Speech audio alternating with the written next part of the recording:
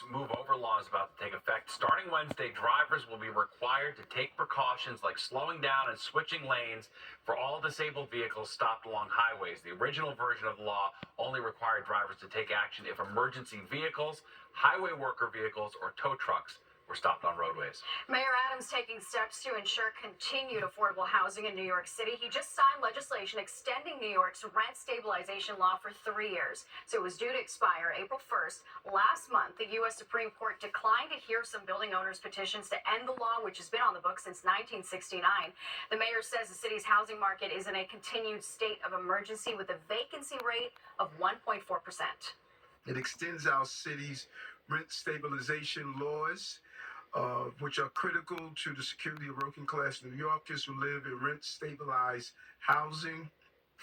The regulations limit just how much a landlord can charge in rent and by how much they can raise it every year. There are more than 1 million rent-stabilized units in the 5 boroughs. Now to the latest on congestion pricing and who will be exempt when it goes into effect. All right, Fox 9's Chris Welch breaks down the announcement made today by the MTA. Well, it is a pretty big week for the MTA. Not only are we learning a little bit more about the types of vehicles that will be exempt from congestion pricing, but the MTA is also holding a pivotal vote on the entire program later this week.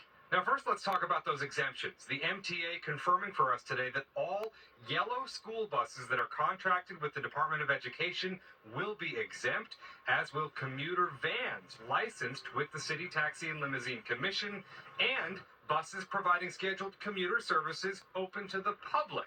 For example, the Hampton Jitney or the Megabus. The MTA is also confirming which municipal vehicles in the city's fleet will be exempt. They say only vehicles that are, quote, critical to perform public work in the congestion zone, that again is in Manhattan south of 60th Street, will be exempt. City employees who drive private vehicles to work would likely not be exempt. Previously exempted city vehicles include police cruisers, fire engines, and garbage trucks. At today's MTA meeting, residents voiced support and opposition. On the topic of exemptions, I really think it's important that if there's going to be a toll and it's going to be set for everyone, it must be fair for everyone too. I fully support the MTA with the congestion pricing because we need it. In lower Manhattan, downtown Brooklyn, or anywhere is too congested and too much pollution. Now, Wednesday's MTA meeting will be a critical one. The board is set to hold a vote on the final congestion pricing proposals, including that proposed $15 toll for vehicles entering Manhattan anywhere below 60th Street. Now, the MTA hopes to implement the program this June. That is, if the several lawsuits that are out there that have been filed against it don't force a delay. On the Upper East Side, Chris Welch, Fox 5 News.